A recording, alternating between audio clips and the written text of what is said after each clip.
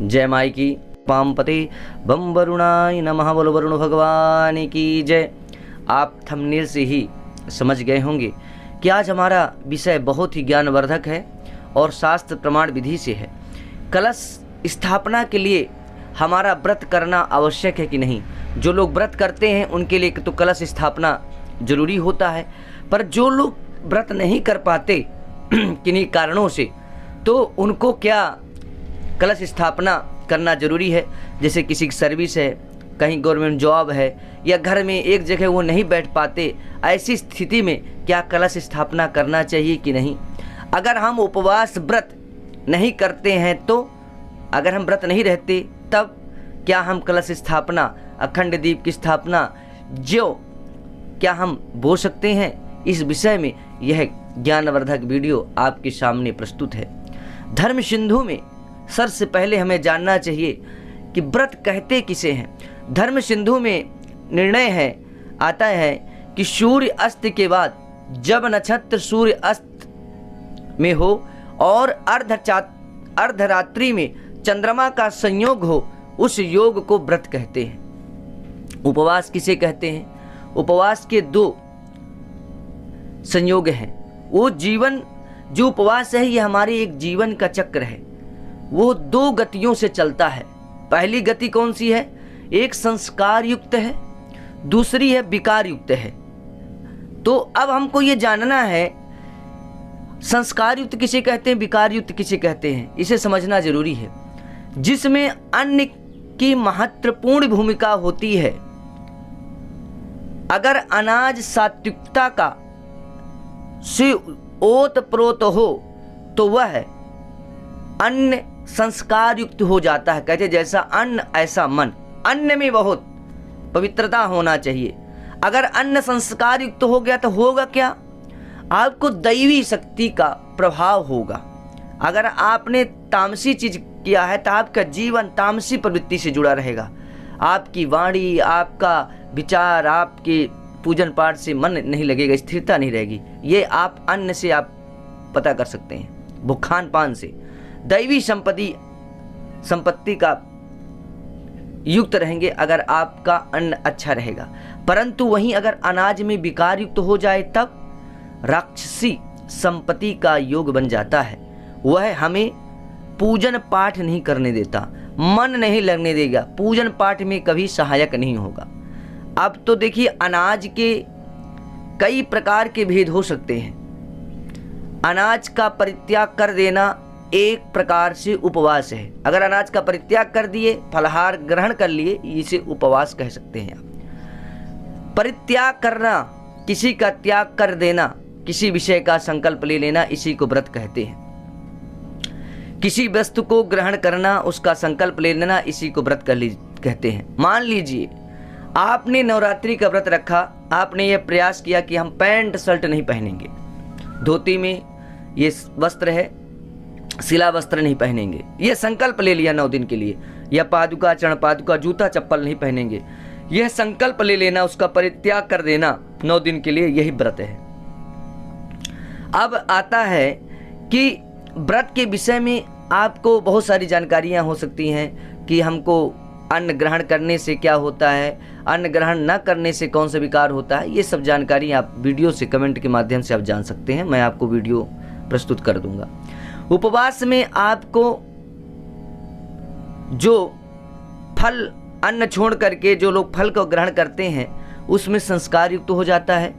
संस्कार युक्त होगा तो दैवी कृपा बनेगी। उसका अंदर भगवान के तत्व, भगवान के प्रति जाने के लिए, भगवान के प्रति आकर्षण होगा, आकृष्ट होगा। भगवान के पास रहने का, उनके पास उपवास करने का, उनके पास सन्निधि मिलेगी जब तब करने का।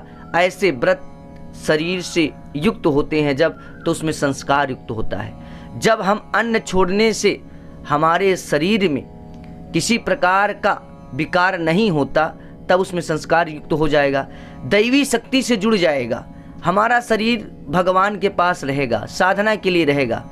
आप उसी कलश पूजन में पहले बताया, उसमें क्या कलश पूजन के विषय में हमने बताया था पहले वीडियो में, कौन कौन से देवी देवता होते हैं, स्थापना की जरूरी 4 वेद, ऋग्वेद, यजुर्वेद, सामवेद, अथर्ववेद, ब्रह्मा विष्णु महेश, उसी कलश में स्थापना में सभी सागरों समुद्रों का वाहन होता है, निवास होता है, सभी पर्वतों का निवास होता है, सभी नदियों का निवास होता है, सभी गायत्री आदि देवियों का निवास होता है, यहाँ तक गंगा यमुना सरस्वती देवियाँ और नदियों का भी उसमें निवास होता है। इसलिए कलश का पूजन विशेष महत्व होता है।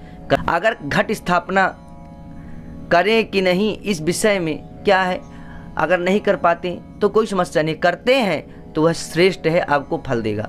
अब आप कहेंगे कि शुद्ध पवित्र मन से करेंगे, तो अगर आप शुद्ध पवित्र मन संस्कार युक्त से करेंगे तब पूजन में मन अधिक लगेगा तो फल भी आपको अधिक मिलेगा। जो आप कार्य कर रहे हैं आपको वह विशेष फल देगा। शुद्धता, पवित्रता, शरीर की पवित्रता, उपवास के साथ कलश पूजन करें तो वह आपके लिए विशेष होगा। परंतु आप वहीं पर अगर नाम जप कर लेते हैं, पूजन कर लेते हैं, कलश की स्थापना नहीं करते, अपना स्नान करके आ गए तो भी उसका आपको फल मिलेगा।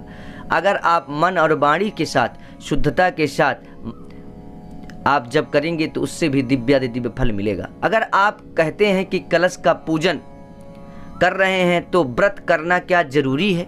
अब आपका प्रश्न आ गया कि अगर हम कलश का पूजन कर रहे हैं तो क्या व्रत करना जरूरी है? अब देखिए, हमने आपको अन्न में बता दिया क्यों जरूरी है व्रत करना, क्योंकि वह है जो उसके लिए आपको संस्कार युक्त होना पड़ेगा। अनाज खाएंगे तो आपको विकार युक्त हो जाएगा। परंतु आपको ये भी पता चलना है कि अगर आप व्रत नहीं करते तो भी कलश की स्थापना कर लेंगे, ये भी जानना जरूरी है। तो संस्कार युक्त होना होगा। अगर आप व्रत कर रहे हैं तो संस्कार युक्त होंगे और वह आप फल प्राप्त करेंगे। अब आपको क्या करना है, अगर आप व्रत नहीं करते हैं तो हम कलश की स्थापना कैसे करें?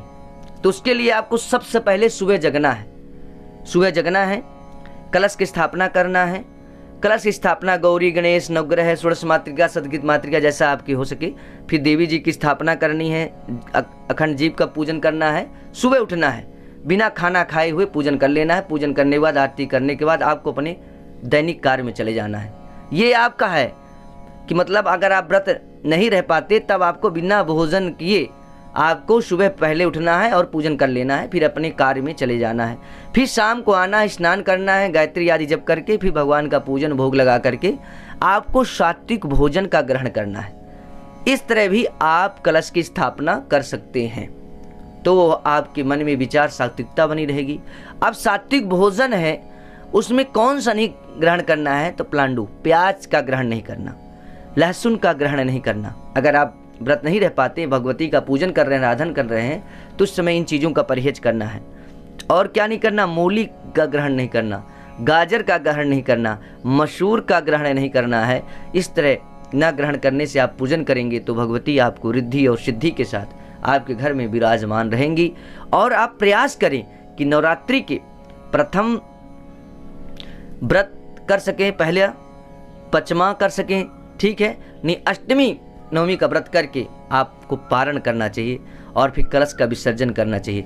ये ध्यान जरूर रखना है, आप जब तक पारण नहीं कर लिए, विसर्जन नहीं कर लिए, तब तक आपको सात्विक भोजन करना है। ऐसा नहीं कि अब हमारा व्रत पूर्ण हो गया, हम तामसी भोजन भी ग्रहण कर सकते हैं। तो ये नियम जरूर ध्यान रखना है। उससे आपके जिस लक्ष्य को लेकर के तन्मे मनः शिव संकल्प मस्तु, जिस संकल्प को लेकर के आपने यह व्रत किया है तो निश्चित ही आपको पूर्ण फल देगा। मुझे पूर्ण विश्वास है कि यह ज्ञानवर्धक वीडियो आपको जरूर पसंद आया होगा। चैनल में नया है, सब्सक्राइब करें, वीडियो को अधिक से अधिक शेयर करें। ऐसी जानकारी के लिए ज्योतिष आदि पूजन पाठ से जुड़े हुए हमारे चैनल से जुड़े रहें, अधिक से अधिक शेयर करें। जय माई की।